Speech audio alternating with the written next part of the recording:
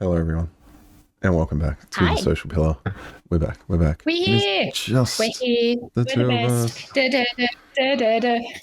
Don't two let of Ian us. see. That's all we need. Definitely don't let nothing Ian going see. wrong because we don't have Ian. Hi. Nothing going wrong. Hi, we're here slightly behind schedule, 2 minutes. It's nothing. Don't worry about it. Hi, everyone. I don't know what you're talking about. Time is ephemeral. My name is Jared, also known as the GM Chef, and with me, my companion this evening is Thea. OMG. Hello. Hello, Thea. How are you? Hello, Jared. I am well. How are you? Hello, fellow streamer. How are you? Hello. Good day. Oh, hi. I didn't see you there. Hey, are you in the stream? Thank you for joining. We're going to talk about some things tonight, as always. We are. Take it away. We are going to talk about some things. You know what we're going to talk about first is a quick acknowledgement of country, because as I say probably every time, but the Indigenous people of Australia are the original storytellers and have stories going back thousands and thousands of years. And we are, as TTRPG aficionados, really building on that tradition of storytelling and trying to bring it to more people. So I would like to acknowledge the the traditional owners of the lands that we are streaming to you from, and also hopefully that you are watching from. I currently am streaming to you from Dara country. I know that my companion here is coming to you from Karingai country, or Garingai country. I was trying to get the pronunciation right. And we'd like to pay our respects to the traditional owners and elders past and present, and extend those respects to any First Nations or Indigenous people who might be joining us this evening or watching the VODs. And always was, always will be. And sovereignty was never ceded. Remember that, especially those people that voted no. Anyway, moving on. Moving right along. What are we talking about? Tonight we're talking about something that I should have changed the stream title to. We're just going to move right along as we are into episode 34 of the Social Pillar, ongoing conversation about role-playing games. And we've come to a stage in role-playing games where obviously people are enjoying this content through some form of digital device these days, unless we're going to be doing a live show at some point. How cool would that be? That would be amazing. But then we can't use microphones, so it'd have to be a small, intimate thing. Anyway, we're talking about technology. We are literally talking about technology and demonstrating it. And I actually, let's say we planned not to change the stream title and to do things on the fly. But the reason that we decided to do that is, weirdly enough, we just have a bot as well. Let me just real quick ban the bot. We're talking about technology and how it can help and hinder in the storytelling and the TTRPG process in general. And I'm loving, we're getting so many examples that we'll probably talk about a bit later. So we know that technology has really helped connect a lot of people. It has really helped to make role-playing games very accessible to people who perhaps previously it wasn't accessible to. But as we are aptly demonstrating, there are also some downsides, or some potential drawbacks, or some challenges. Some obstacles. Oh, I like that. Yeah. Very cool. Obstacles that we will suggest pathways around. Perchance. Hopefully. We'll talk about what we do. And potentially. Very cool. Right. So I reckon to start off with, why don't we talk a little bit about our experience with different role-play tools? For sure. I mean, I think everybody who has ever existed, that is not what I'm trying to say. People who are familiar with the streams and the games that I run know that I predominantly, everyone that's ever existed should be aware of this fact, but the predominant games that I run are online. I enjoy running in-person games, but even then there's different things that I use to facilitate and help me out, different tools. But Jared, what are some of your experiences with either completely digital games or using some of these tools? I mean, that's a big can of worms because I am a very tech savvy person. I enjoy my gaming, so I have. I like my games. I like it. Yes, I'm tech savvy. I'm the IT guy at work basically, and the actual IT guy is brilliant at his job. Absolutely brilliant. Does all the security things, and then I'm like the tech whiz, the typical go-to guy. So. We digress. I didn't need to explain it. We digress. I love setting things up. Dean Dog has an opinion on this. Dean Dog has another opinion early on, as he does. I have a new microphone, and it is excellent at picking things up. It's great, including Dean Dog's opinion. We'll see if it actually comes through. Anyway, I have various levels of entry, different points of entry when I would say introducing people to digital tools and playing exclusively online and remotely. Obviously, we can talk about the first benefit of that, which is more people can get together more frequently for games. And, it may not be an authentic, traditional experience, but it's absolutely a wonderful... Exactly. I don't want that to be people's opinion of it. Like, there's no one way to do it, and there are so many people who play it online. Obviously, the whole pandemic situation meant that so many more people ended up being just comfortable, using Zoom and being online. How many games do you play online now? So, what's some of your more immediate online experience? Well, even during online. Yeah, even remote playing Flesh and Blood, which is a trading card game, which is a competitive, trading card game. Yeah. When we were playing at the store, we had a set of restrictions come into our area, and we all just played at home and set up webcams. Amazing! So you had the webcam, looking down at your cards? We had our physical. We had our physical decks of cards, and we, because what else do you need? It's again kind of the same as role-playing games. You just need to be able to demonstrate something and communicate something. So the cards are basically like having minis and maps and tokens, and then you've just got to communicate what your intentions are and what your actions are. Just like in a role-playing game, you declare what you want to do, and there's a timely order to it. So turn by turn, which most role-playing games are broken down into. And really, that's what I think these tools are trying to achieve, and what their target is into the experience of role-playing, because it's tabletop simulation, it's, music, and for the most part, those are your biggest tools. And then there's all the digital tracking and stuff that we'll get into in terms of organization and that sort of stuff. But when we're talking about the core playing experience, it facilitates a lot of the peripherals and all of those things that you would love to have physically that do enhance the game, but also aren't required, because as we've sort of demonstrated with our AI game, we also had no minis, no nothing. Everything was theater of the mind and just what we were writing and reading and saying. So that was an incredible fun role-playing experience with no visual aids. That was a lot of fun. And that was very much that theater of the mind enabled by a digital tool.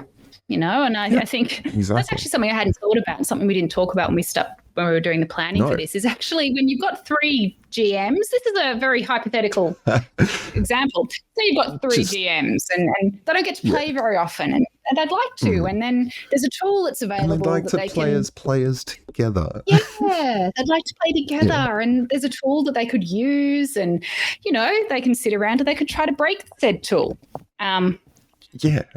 Exactly. I mean, that's just a purely hypothetical example, and if you want to see only 3 friends could do that. Yeah, only 3 friends. Or you could actually please go back and check it out. I'm sure the VODs. But we actually have a VOD, and it's really fun, and it was good fun. So exactly that. That's like cutting edge new stuff. We're talking about. From that and from my rehearsals, we could say, by setting them up for our various AI games that we've run with various versions, various platforms. We've done it with ChatGPT exclusively, GPT-4, and we've done it with this Discord bot that's also set up with a back-end LLM engine. So, more curated for the tool at hand, and it was still just as janky and strange as most of these experiences are, because it's not as fluid. It's not reading emotions. It's not reading intentions and body language or any of that sort of stuff yet. Be warned. Yes. But AI is coming. Yeah. But so let's talk a bit about that. Sorry, go on. I'll just cut you off rudely. No, I was just going to keep talking about it. We have done that a couple of times, and then I wanted to run a what I called an emotional support one shot. I had one of my players going through a rough time, and they were like, "I need to play pretend," and that's like our code word for let's run a one shot. And so I ran one completely remote, because we all just wanted to just jump on and have fun for an evening. And I had Owlbear Rodeo, which is just a completely free basic virtual tabletop. You have tokens, you can draw stuff, there's basic map textures, it facilitates your needs for demonstrating a combat and battle map and drawing things and having a good time in a shared space, and you can just share it. Like, it's great. So quick thing like that. ChatGPT in my GPT that I've kind of built with all the backend stuff and the files that I've loaded to make it bring more specific content, and then I've asked it to give me NPC ideas and a little hint here and there, and then I ran with that. GPT-4 also now has DALL-E 3 built into it, so it produces. Yes, hi Elwaz, you were there. Hello, and it was very healing. I'm so glad to hear. Emotional support one shot, and it was a side shoot of our main campaign, so they all played as Dowa, little adorable penguin like race, and they were like the penguins of Madagascar, just running around doing roguey, bardy, rangery shit in a city. It was really cool. Sounds awesome. So I had visuals, and then we were just chatting through Discord. So that I was using 3 tools. We didn't actually use video chat, which I thought was really fun as well, because again, it was mostly theater of the mind. We used the battle map twice, and even then it was just a sketch of like a circle. It was just a fountain with a massive token and their little tokens. It was great fun. So nice. Very cool. You know, I'm utilizing 3 tools. I have which we'll touch on as well. I have the setup for it, but we'll talk about that more. So you can that sounds like an awesome experience. The conduit for a robot, which is what I felt like. So okay, that's actually really interesting, because I think that one of the things that, and I don't know if we were on air when we spoke about this, but we talked about that authenticity and that feeling of this is a real game and this is a valid game. And I wonder sometimes if some people think that, or worry that there is an over-reliance on these tools and you'll lose like the essence or the trueness of the game or that true connection. I don't think that's the case, but I wouldn't mind talking a bit about some of the pros and the cons of that. And absolutely. I also think we should talk about the pros and the cons, because that's what we plan to do. And as we know, this stream always sticks to plan. All right. Well, let's point 1, shall we? Point 1. We did want to talk about. So we did talk about obviously the accessibility. The internet being what it is has obviously just expanded every hobby, every culture, every community, and brought people closer than ever before. It's also meant increased accessibility, because various technologies have also evolved to allow people to communicate. And the essence of any role-playing game, whether it has dense rolls or not, whether you have dice rolls, and mechanics or not, all you need to do is be able to communicate. So, all of these other little things that we're not really, thinking about mean that people can come together, and that's the main thing. So, online platforms, if people can't get around, we all stream every week from a different part of Sydney. So, it just I think that's actually interesting. Because that's you sort of touched on that, what I would call kind of the baseline of accessibility, in that, we have a lot more options for talking to people. And I think over, the pandemic and not being able to connect physically as much, that was there. But I think there's also that option of accessibility when we talk about people who perhaps wouldn't have joined the more traditional face-to-face games for a whole lot of reasons. And I think it's similar to some of the discussions had about working remotely and how that has opened up work and different types of work to people who traditionally wouldn't have been able to. And I think it's the same for gaming. If you can't leave your house for long periods of time because you have children, because you have neurotic pets, not that I'm projecting here, or even because you have, physical or mental issues that reduce the ability that you can go out and be away from your house or away from your support system. I think some of these tools have made it far more accessible in terms of that remote access to games. And you actually brought up the point, not turning your camera on. Some people are really uncomfortable.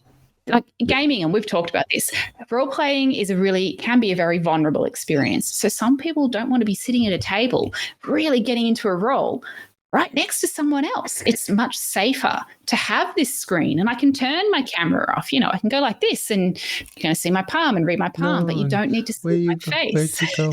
I'm back, magic. But I think that's a bonus as well. Is that we've got this ability now to to open up the world. And I'm on a roll now because we're also talking accessibility. It's opening up to perhaps people who need different aids. So like if you're hearing impaired, you can get text to speech. If you're visually impaired, wait, have I got that backwards? Yep. Yes, I've got that backwards. Voice recognition. Yep. Text. I'm an excellent ally. Both. It's everywhere. Yeah. But these tools, or you'd have people who have got, different levels of autism or ADHD who they can't sit there and focus for 3 hours on one thing. They need to be doing multiple things, but no one is going to be put off if I'm sitting at a table and I've got 6 different tabs open, but they're all aligned with my camera. And I'm not saying that's what I do, but it might be what I do. But I think that there's a lot of accessibility benefits that technology brings.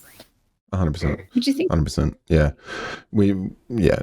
I think we were talking about it extensively in our pre-ramble, but it's just the amount of opportunities that, for inclusivity and being able to communicate, being able to, get around and do all of those things. It's so wonderful. You know what else? It actually, I was just thinking about this as well. Going to a game store, and even when I used to run games at game stores more regularly, and it's at night, and you'll run a long game and you're finishing at 10 o'clock at night, 11 o'clock at night. I had players that were then catching trains on their own. And these are relatively young people. These are women. These are a whole bunch of people who are from vulnerable populations. There's a legitimate danger to being out at night, a legitimate risk. Yeah. There shouldn't be. Society sucks, do better, but there is. And I think that being able to do this from your home with your excellent large dog it makes it easier to play, Yeah, and if that's what you want to do, if that's your choice, absolutely. And obviously we're going to talk about the ability to do that as well. Like it is quite a privilege to have a game store as well. And that's the other thing. I've run games for people who I've continued to run for, and back when we started, it was very much just finding people to play with. So we had a collective age mix, and having someone who was still in high school come after school, and it's not particularly easy to park anywhere near the front of the store, but there's plenty of parking like around the corner and stuff or across the road. So I always made sure that we had to just where are your parents here? Yes, they're there. I don't want you waiting out the front of the store saying, no, they'll be here in 15 minutes or anything. I was like, dude, please don't put me in that position. Yeah.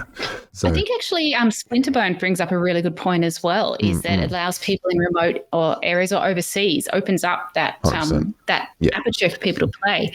And I've got a good example of that. So in my community, the OMGM community, please come join, come play. I have players from, I was going to say San Diego, but no, Diego Garcia. I've got players in Singapore. I've got players all over America. I've got players from, I'm so sorry if you're watching, I cannot remember the island that you're on, but spread in a lot of places who probably don't have access to a game store, or the gaming community is very small. So absolutely. It allows people all over. And I think that's one of the things we talked about, is that global connectivity, is opening up the games that you play to a much broader range of people. And I think that's fantastic. It will broaden your horizons. You meet different people, different play styles. Like we chatted with Atul when he was right in there doing face-to-face over in Japan. Different culture completely. Yeah. And just play with a bunch of different people. Different time zones are fun as well. The ability, sure. Splinterbone. Well, that's the thing. Depends how many people you have to consider. But I've got, one of my games, 2 players are in France, 2 players are here, and I've had to deal with people in Adelaide. So it's just a short time difference, and it's a challenge sometimes. But that's the thing, Adelaide. Is because of these tools, we can also do that as well. So not only obviously when you're in different time zones, there's a distance thing, but it just means so many people more people can play. Yeah. And I think why don't we get into the nitty gritty? I was just going to say, Comeback had a good point, that New Zealand as well, because I've got a lot of friends from New Zealand as well, and they're spread all over. It's a relatively small island, but the community is very broad. Absolutely. Yeah, I like Splinter's point about a number of the big overseas cons ran organized games virtually during pandemic. Yeah, you're absolutely right. And we wouldn't have been able to do that, I think. Like, I think back to the days when I first started getting online. And I mean, I suppose you probably could, because I was on IRC, which is a chat, for those of you remember, revealing my age. But that's a chat program. There's a whole bunch of things that go on. And I agree, Splinter. I like being able to wear my pajamas when I play. Sure. No, the comfort of my house. You do you. No, they also make a good point. They got to go to Gen Con in the comfort of their own home, which is just amazing. Like it's really cool to be part of something, like having been part of charity streams, for example. It is an amazing experience to bring a whole bunch of people together to do something really, really cool. Obviously, this platform, what it's done for Critical Role and what that's done for the whole, we can't, we should probably talk on more of the nitty gritty stuff and more specific tools, because we can talk about the internet and what it's done. And it is a good thing to be global. But yeah, I think so. And you're right. And we knew this was going to happen. We knew that there was so much that we could talk about with this. But so we've kind of talked about that global connectivity. You know what I know that you have your databases, and we've talked about that a lot in preparing your games. It's a beautiful database. It's a beautiful thing. As much as I may tease you about it, I think it is fantastic. But we've talked a lot about connectivity and, bringing people together. But I think the other benefit that a lot of these tools have is when you start looking at references and being able to get access to information. So obviously D&D Beyond is probably the market leader at the moment, and I think they've pushed very hard to be there. They've got affiliations with Wizards of the Coast, owned by Wizards of the Coast, I think. So they've got that connection, but they're easy to use. Their UI is actually really good. If I have got my players, I can have their character sheets. If they say, I want to cast Otto's Irresistible Dance, I can really quickly bring that up, and I don't have to go through, as you can see, all my reference books to find that. And I think that's good. Do you use it for that as well? 100%. Well, just like you run a lot of online games, and just like you've said, multiple tabs open, like we've come from a time period where you had physical character sheets. There was apps starting to come out where you would have to punch everything in. Yeah. We've come from an age where there was only character sheets, which meant that everybody had their own character sheets. The DM would have to either keep the character sheets between sessions or make photocopies, have a short reference. My initiative tents always had all their stats on the back, their basic stats. So at least I was ballpark and I knew what their strengths and weaknesses were, what their AC was. Yeah. Makes it a lot, having quick reference, old school. It does make it go quickly. Nowadays, I love running online. I've got all of that up. I've got maps. I can search stuff. I can do things. I can look up obscure rules. I can look up a random roll table. Yeah. But when I'm doing physical, I have all of that on a tablet. I have invested in a tablet. I can have all of their character sheets up. I actually have 2 windows open where I can have all the monsters and all of their stat blocks and have that. And then all my characters, and that's it. When they say they cast a spell, there is no more delay in me saying, remind me how much damage that does. Like Fireball, it's like memorable, whatever. Massive fistful of D6. But the specifics of it, there's nuance. There was the old page flipping. Just going through the books and page flipping and going, okay. I would have my players either draw in their books, or I've done all the tabs for the chapters in the player's handbook. They would also write down the page numbers on their character sheets. We made it work, but boy, is it so much easier now to do all of that, all of the information and all of the geeky, nerdy gateway sort of stuff for a lot of people early on, way before even our time, I think, would have been around Ian's time. But all of that's kind of out the but all of that's out the window.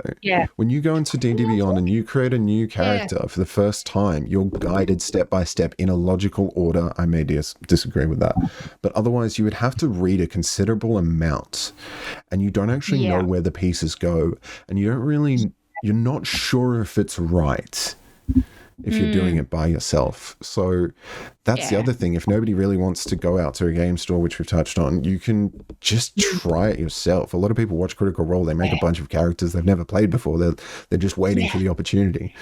So there's so many. I think that's true. I think amazing having ways to track info. Yeah.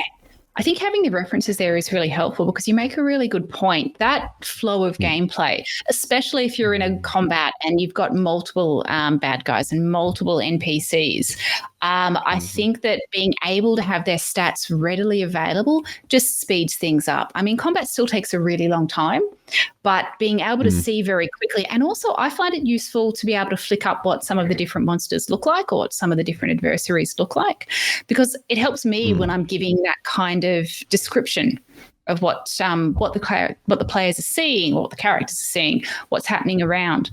And I think something that we haven't touched on so much is I'll also, in some of my notes for my games, just stick pictures to remind me.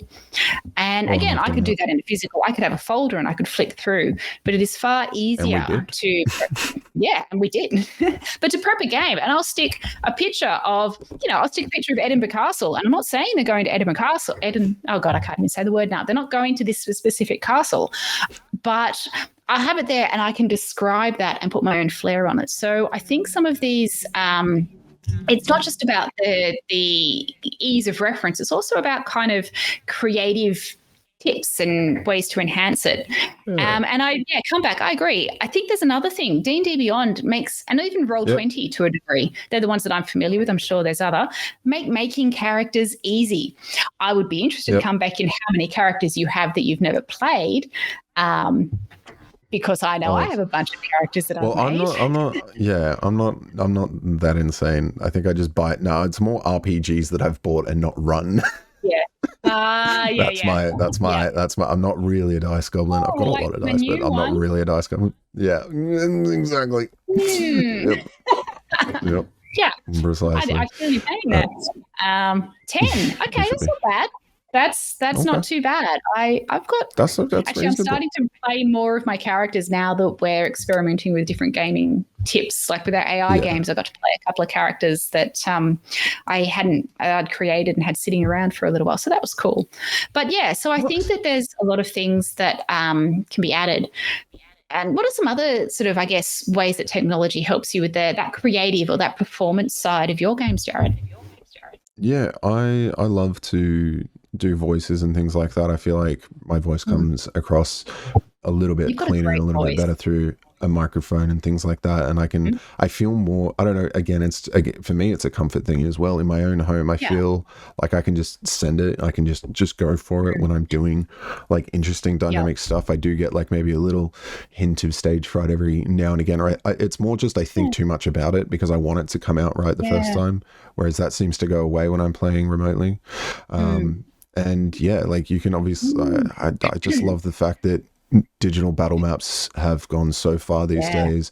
Roll20 was also my first foray into something quite formidable for some people, but nowadays I think it's super streamlined. I haven't used it in quite a while. I've gone into Foundry VTT, which is really more make your own. It's very modular, and you need to host it yourself or pay for a platform to host it on. So all of these premium services as well, there's things that I keep tagging on. We'll talk about the cost of some of these things as well. Well, I think we'll go into that in a sec. But I mean, there's a lot of things out there. Like you talk about your VTTs. I haven't used Owlbear Rodeo, and I think for one of the reasons we'll talk about cons, and I think that's a really nice segue. But things like Tailspire, I've seen people who stream. One of the friends of the channel, GM Workshop, runs a lot of games on there.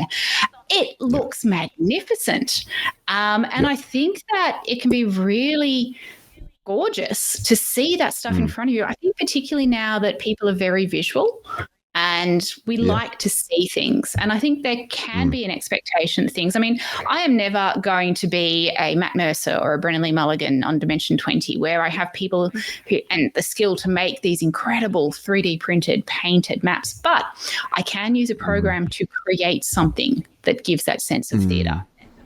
Absolutely. That's it. Is it contributing something? Absolutely. It's contributing that theater, that flair, that your flavor of it as well. How I make a battle map in some software, Ian uses Incarnate. Do you use a map making software? I use Incarnate, I use Incarnate a lot. And again, because it's been around for quite a while, so I've been using it for quite a while. I have Dungeon Alchemist, which one of my wonderful community members actually gifted to me, and that's a lot of fun. I haven't used it running games yet because it's on my other computer. But, I think that there's so many different things, music, sound effects. When you were talking about voices, and I've spoken about this before, and I think also in the chats, Splinterbox talked about mood boards, which I love, and sort of those soundboards is fantastic. I've just realized with a Stream Deck, I can set up vocal encoders. I do not do a lot of voices, but I could set up effects. I've literally just thought of doing that. So easy. And I can have that. It's so easy. There's some really good stuff. Yeah. To do like a really deep, bad guy voice, that is physically difficult for me, but I could set up a thing. I'm going to do that. Thank you, Splinterbox. Awesome. There you go. Well done. Well done. Yeah, mood boards made in Canva, great idea. Soundboards in Spotify, 100%. When I got really heavily into 5th edition and I was running Curse of Strahd for the first time, my Pinterest, I only started using Pinterest because of D&D. Holy moly, I need to go back and check all that out, because I created a lot of character concepts in there, but they ended up being NPCs because that's what you just do as GM. You just make them cool. That's what you do when you're a DM. Yep. Yeah, and items and characters, and just getting visually immersed in all of when you're in Pinterest, and it just shares more of that content. So I'm looking at different wild bat creatures that Strahd could possibly transform into. I'm looking at different versions of werewolves, and are they tall and lanky and lean like in Harry Potter, or are they more stocky built? Are they actual wolves? Are they men? How do I want to do that? It's a werewolf. Sorry. Oh my God. Right? That's the thing. What kind of spin, what kind of flavor, and you just end up amalgamating it into something. So even that, just being able to, and I think it's nice to just reflect on what that would have been back in the days. You would have found some beautiful artworks, some beautiful, storybooks and things like that would have all of this. That's why having the physical books, I think, as an introductory experience, as convenient as D&D Beyond may be, there is nothing more close to my heart than opening fresh books. It's just how we have transported this hobby for so long. And having the visual and the written everything, that whole experience of slowly flicking through the pages, taking it in, visualizing the world and your character, there's something to be said. So if you guys haven't done that already, get your hands on a player's handbook and just try it. It's good fun. They smell kind of funny. But that's a really good segue, I think, to start talking about some of the potential downsides of some of the technological tools, some of the cons, some of the obstacles. But I think downsides is the one I want to talk about first, because you're talking about that visceral sense of playing. And I know a lot of people love the sitting around a table. They love the sound of dice rolling. They like that person-on-person, face-to-face interaction. And I think that there can be, there is the studies that show that there is a loss of some of those additional interpersonal cues and information you get when you are playing remotely. I don't think it detracts. Personally, I don't think it detracts from the experience, but I know some people could argue that it does. And I think this is something that you've mentioned before, is that sort of loss of personal interaction. Yeah, I think there's something that I actually was ruminating on after our ramble the other night, was specifically table side talk. That doesn't happen when you're in an online chat room where the airwaves be clogged. It's very respectful. It's very turn-based. We're still figuring that bit out. There is a disciplined, structured format to the communication that happens, even though we've got cameras, even though it feels like we're talking in real time. It's not quite as readable as face-to-face, and then the side chatter does not happen online, and that could be a benefit. Everyone's more focused, more invested, not a downside specifically. It's just something I reflected on while I was thinking about it, because I love side chat at the table. Like if I'm doing a scene with two people, I don't mind splitting the party. I think it's healthy for a group to split up, go do various things. We're telling different, like same story in different places, unique things happen. It's fun. It's really, really just try more of that. And that is so much more manageable, I think, in person, because you can get visual cues and you can kind of like gesture and be like, guys, you know, this, and you get reactions and stuff. And it's fun. It's fun. And then it's like a little improv thing as well. It's, if you're not side talking, you can still sit there and really enjoy something. You can still have your character stuff. And I think Elwaz would agree with you, loves that sort of personal interaction as well. Yeah. But I think there's also, I agree with that kind of manageability as well, and I think we mentioned this before on sort of running a game in a previous stream at some stage, where there's that side chat desire for the side chat is still there, but the players are going to reach out in different means. So when I run games, I usually use Roll20. Within Roll20, you can privately chat to the DM and you can chat to everybody else. I will also have Discord open where I have a channel for the game, but I will also have sometimes my players message me privately within Discord.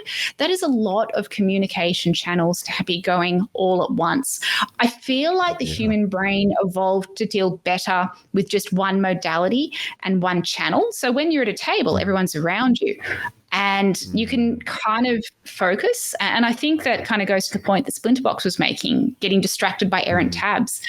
The ability to manage distraction, I feel, is probably more challenging with some of the technology-enabled, let's call it technology-enabled type games, because there's so many ways for people to reach out to the DM. Yeah, Splinter's just made a wonderful point. He gesticulates a lot when they DM. It's... I'm very specific with my posture and posing and embodying the characters. That's just fun for me. But also sitting down when we're just role playing, we're just chatting, we're just having a good time. When it comes down to combat, I stand. And I'll stand at various times to just kind of, you know, add a little bit of theater and stuff as well. And then 100%, like the body language. I can't believe we didn't start with that, because obviously body like we were talking around it, but body language is a big thing. How you express something. It's a communication game. That is a huge part of communication. So, and theater and acting, and again, kind of wish Ian was here to touch on that and talk on that specifically, because when you're role playing, there's a specific tone in communication, and sometimes that doesn't quite gel. I think online I've seen a lot of people blunder with things like that, or things aren't quite as clear. So I would say absolutely, that's a pro to traditional style, and absolutely just something to be mindful of, because there's also, as many channels as there is actually a side chat in terms of, like, if we're hanging out on Discord, a lot of my players will put GIFs and just random memes in, which is just actually kind of fun as well. In the emotional one shot I ran, I was generating art live and just chucking it over. It was just silly, stupid stuff. Amazing. Not coherent, but it just gave like a fun element to the whole. It was just penguins in ridiculous situations. It was wonderful. So we just made it our own, and that's always a core tenet of ours. I think that's an interesting point that you make, because we talk about some of the things that you lose over like a remote or a virtual medium. And I think even without cameras that we start to lose more, because we are very visual, and this has the chance to go off the rails, but I think that we are developing additional language. So the language of memes and emojis and ways to express that extra information that we get from people face to face from body language. I think we're actually developing language to do that. And I'm sure there are people who are far more academic and are studying that and looking at it. Language and the way we communicate is changing. So I think that it's a really interesting thing to see that happening in the gaming world as well. Because you were just talking about it, like we're having memes. I've seen channels in the Discord which just turn into just memes, but I can tell you exactly what that conversation is going. No, but we follow the thread of the conversation.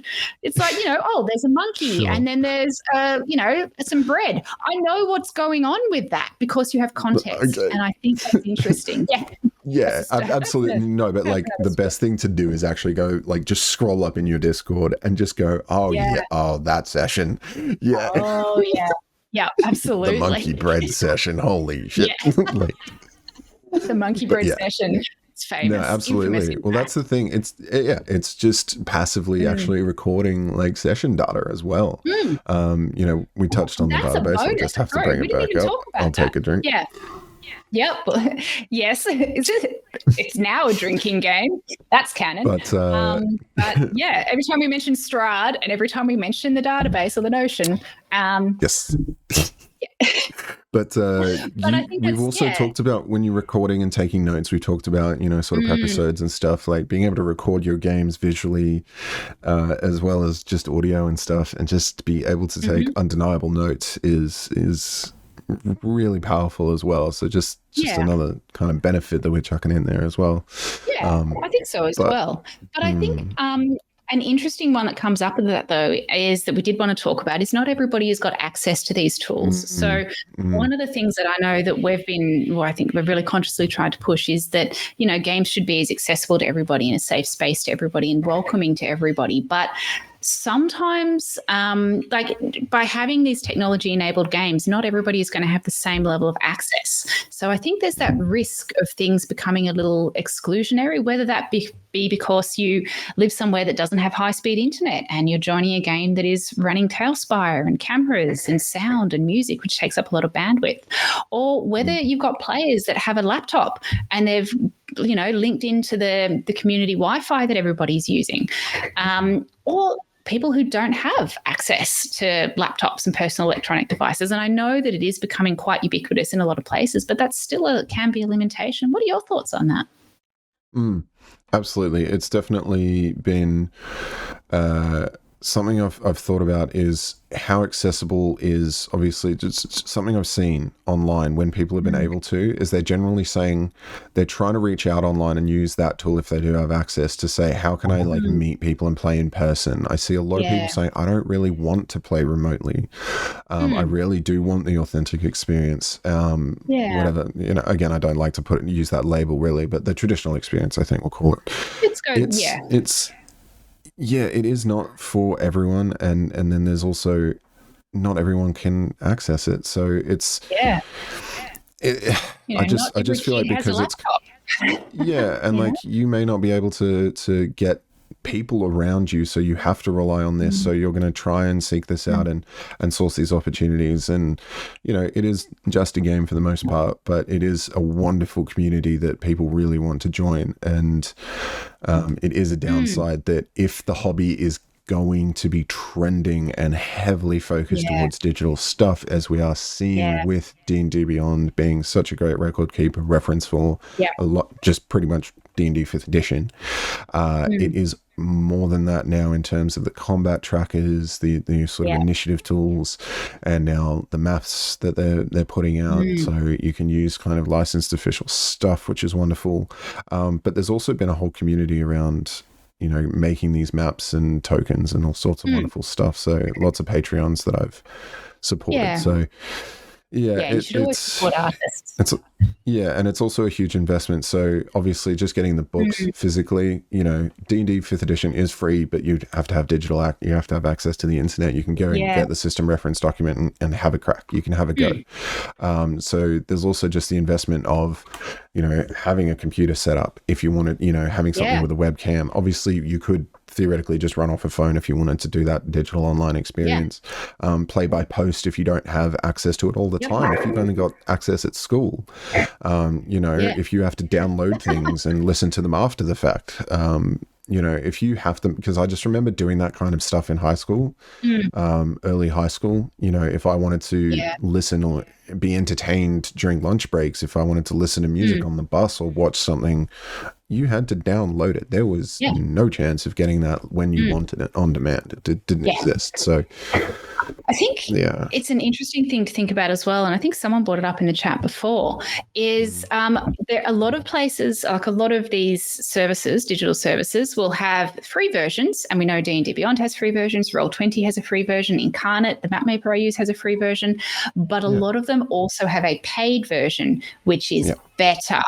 which in terms of usability, in terms of scope of information, and a number of these, I think Tailspire is got, you have to host, you have to have a subscription. And I think we're possibly going to start seeing more of that, is that you have to have some kind of subscription. And that's an economic barrier. Not everybody can afford to have, not everyone can afford multiple streaming subscriptions. God, everything's a subscription now to watch. So I think those are very real barriers. And while I think we have and will continue to talk about these tools because we love them, we use them a lot, but I think we're very privileged and very lucky to be able to do that. And acknowledging that not everybody has. You did bring up a really good point saying that, if you've got a phone, you can get the free version of D&D Beyond and that is enough to play. But you can play Roll20 on a mobile device. Yeah, and you can search online and you can download this stuff. You can find pretty much everything. I'm sure there are websites, I'm certainly not going to name any, that have got the PDFs of all of these resources that you can, if you are the person to choose to do that, and I'm definitely not endorsing or recommending anything that is illegal, but if you chose to do that, it's there, but you've got to find it. The easy ones are starting to cost. And so I think there is a genuine economic barrier sometimes. Absolutely can get around it. People can pull money to buy. The market has been, the market has been very delicately and well handled by Hasbro and Wizards of the Coast, and I think it was Curse who started D&D Beyond, which is interesting that they got a license for a thing and then got bought out by Wizards of the Coast. So they've done that very well. Like they've curated a platform that is community focused. I feel they have very regular content out there. There's lots of wonderful articles written by a bunch of beautiful people, and it is a wonderful place, as well as the kind of one-stop shop if you want a digital reference for these rules. If you want all of the books and all of that stuff, there is no way to purchase a PDF legitimately. So if you do have a PDF, I hope you didn't pay for it, because that's even more strange and illegal. But and I was just thinking, as you were saying, with the whole technology thing and the level of platforms as well. So Tailspire is this full-on 3D animated, basically a video game that you move things around and build maps in. To scale that back, there's also Dungeon Alchemist that you mentioned. That's again 3D assets that ends up producing you can look in different perspectives, capture different frames. You can kind of fly through with a camera, so you can do some pretty cool stuff like open doors. But it's all very hands-on and physical. It's not really meant to be anything automatic, and it's not a virtual tabletop. You build the map and you make it beautiful, and then you use it in something else. And then we've mentioned Incarnate. I've used Dungeon Alchemist for not Dungeon Alchemist, I just mentioned that I've only used it for about 30 minutes. There is Dungeon Draft. It's really made an impact. Dungeon Draft and Wonder Draft. Wonder Draft is more worlds and continents and big perspective. Dungeon Draft is the minutia, like down to the cobweb, if you really wanted to, in a massive dungeon. Didn't waste my time doing that one day. So players that would absolutely say, I'd like to investigate the cobweb. So just because you have necessarily a phone doesn't mean that you can actually use all of these other tools. Do you have a computer? Or if you're making a group, this is a session zero thing that I think might need to come into things, especially if you're planning to run online. Is everyone comfortable using these platforms? Do they want to do video while they're chatting? I've had people that I've played in person, then started a live stream game, 3 years old, over on the GM Chef channel. If you want to check it out, it was a janky stream. We didn't really do a proper session zero. I saw that. It was pretty cool. It was good sprites. Fun. But that's the thing. We had to art commission. It was really good. Little character arts and stuff. But we had one of those players decide that they didn't actually feel comfortable being on video anymore, just in the middle of the stream. And I was like, okay, well, I'm not gonna change anything. I'm just gonna have you there. And I made his sprite animated and do like a little basic VTuber thing, and it was really fun. It was great. So when they spoke, it was fun. So I could make that work, but and that's actually the point. Like some of the things, like a lot of people like to stream games, and even if they're not streaming like this is streaming and wanting to do VODs, but they just want to be able to stream, so the screens can be part of that. Apparently my sound is funny. How do I sound, guys? Guys in chat, how do I sound? Do I sound awful? Do I sound okay? I'm going to keep talking just to see if it's all going. It looks okay on the stream. But I think that there's, There is a okay. So Jared can't see me, but you guys on stream can see me. So can someone just stick quickly in the chat that they can see me? They can still see me. And this is an interesting one. Yeah, the noise is going through stream. Okay, what noise is it? It's buzzing. Buzzing. All right, let me mute. Yeah, only when you speak. Give me 1 second. Yeah. Okay. Sorry, everyone. We'll be right back. Technical issues. Won't be a moment. We were obviously talking about, all of these accessibility things. It comes down to, I can hear you, stream can't hear you yet. You sound wonderful. There we go. Wonderful. It comes down to like we were getting into, like in a session 0, just talking about like what are you guys actually going to do, because something I said in our pre-ramble was Owlbear Rodeo, free, wonderful, paid option, cool. Yep. If you want to try this out and get into it, then you can go onto something like Roll20. Has lots of wonderful tools, fog of war, dynamic lighting. You can see what your character sees. It's very immersive. The maps are nice and detailed, the grids and the snapping, and you can have your whole character sheets and your whole campaign in there if you really wanted to put all the notes and effort into it. That requires registering an account. Owlbear Rodeo doesn't. It may have. I don't think it does, but even then, it's like a quick sign-up thing. If you want to use Foundry and use Forge VTT and all of that I use, it's 2 accounts. It's a very specific thing that has to be hosted and turned on and be running for this entire thing to run with its engine. So I could run that locally, or I can pay for someone to run it remotely. So again, both situations require a massive investment, and that way I can actually provide a valuable experience. And the only reason I segued into that from Roll20 is because I was running my professional games online majority of the time, and why would I not want to bring the greatest experience I can and give people the experience that their money is worth? Animated weather effects, all of these custom-made tokens, all the effort. I've been Patreon supporting people who make tokens, and basically created the entire monster manual. I now have all of those as top-down, beautifully hand-drawn, several different color variations, so I can have 6 different wolves that look slightly different. Yeah, when you really want to go all out, it does chip away, but the only reason I could do that is because I was reinvesting, obviously, my income from that hobby, from that profession.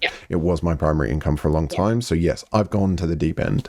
Whereas if I was setting that up physically, I'd probably have a big TV and a tabletop with nice velvet and cool seats with nice cushions and I've seen some decorations in a really cool music venue. And speakers, and everyone's got their own little amazing. Exactly. The technology, again, it is this enhancement. We've obviously talked on how it's, absolutely bringing people together. It's also got a lot of drawbacks and things you just need to navigate around, I think.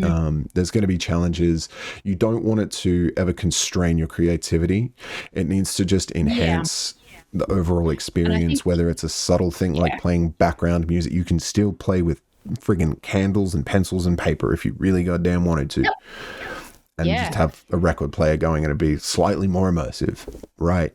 Record player? Just an old school timey piece of technology. I would love that. Could you imagine an old gramophone? Like, how atmospheric would that be? God, there's got to be out there. There's got to be somewhere. Get like an old gramophone looking thing, but you can play your Spotify playlist through it. Oh my God, that would be amazing. But I think you make a really good point, and I know I want to do that.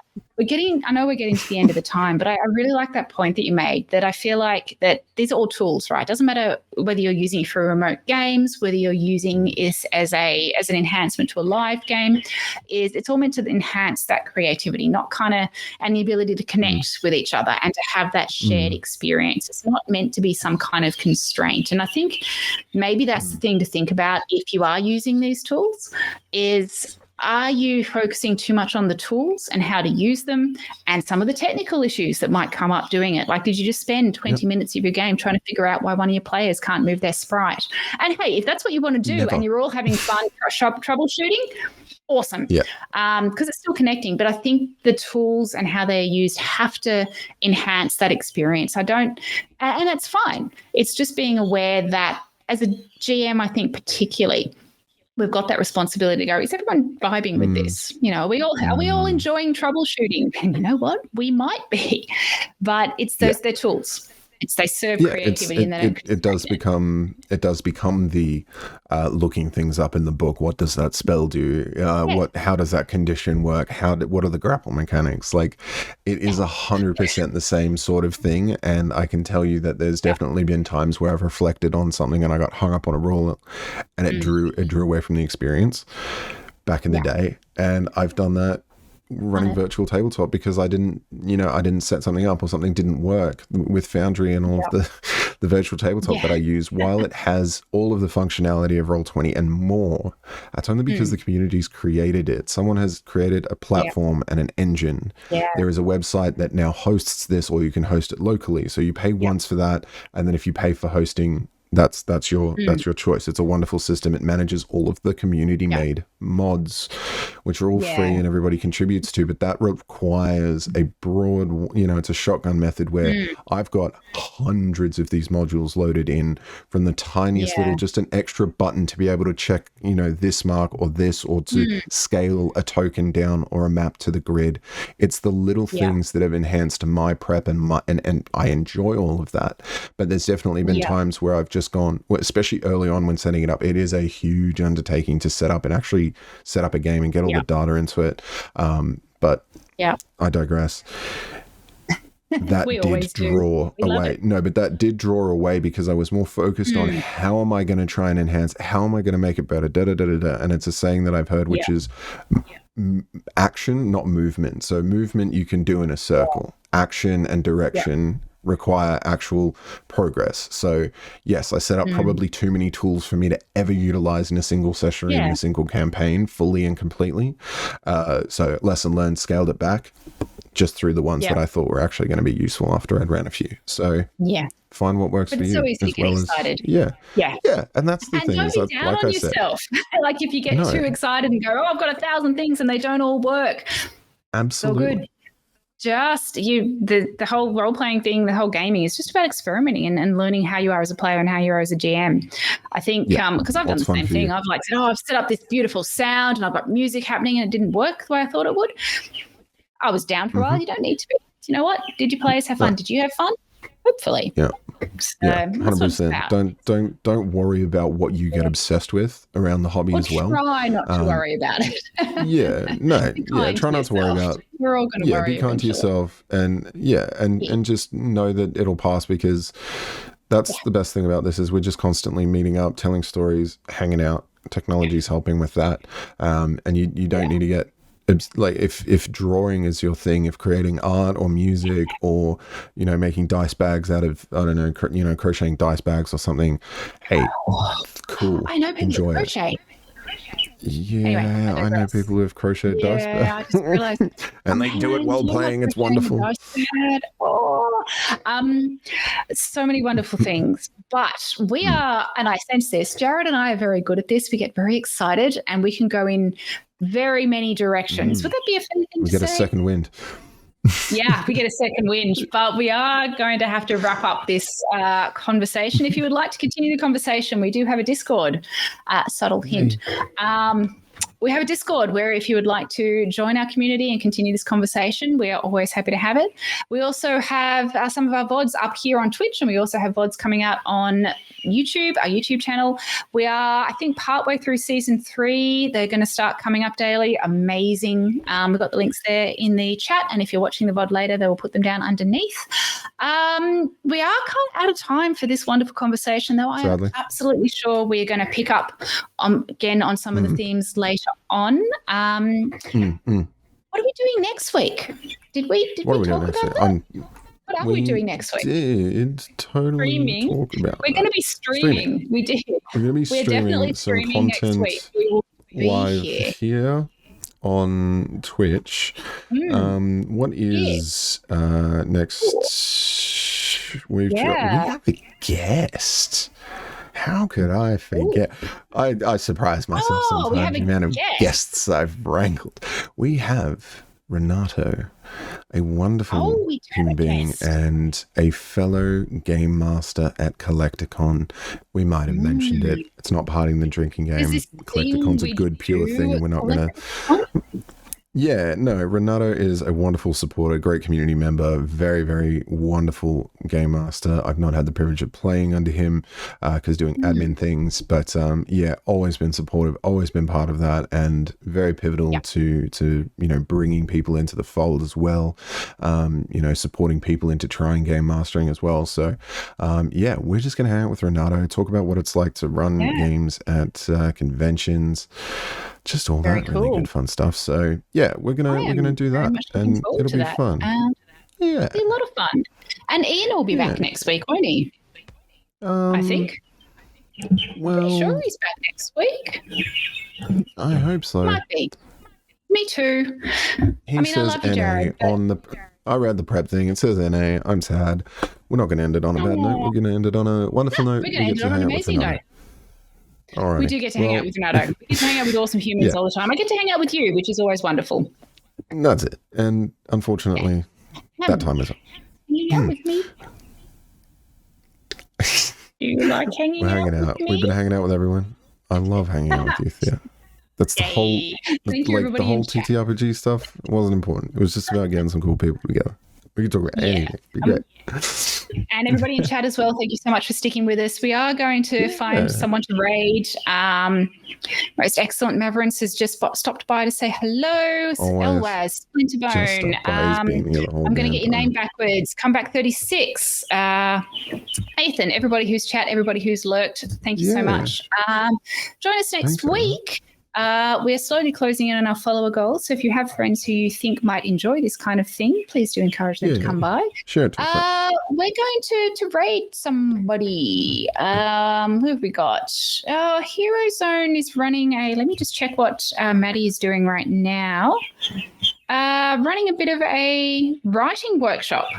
I reckon we should head over to there. That sounds fun. Since we're in the creative thing. But yeah.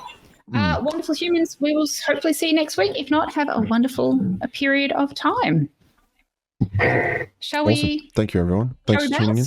See you all soon. We're out. We're going to go. Bounce. Bye. Where's my outro? Where's that button? Where's the thing? Where's that button? Bye. Bye.